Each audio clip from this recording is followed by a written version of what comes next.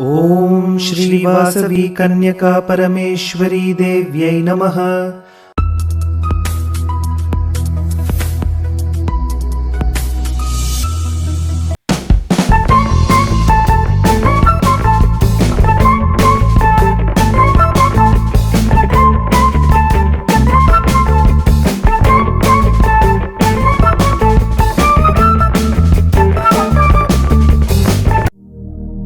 शतमानं भवति शतायुः पुरुष शतेन्द्रिय आयुष्येवेन्द्रिये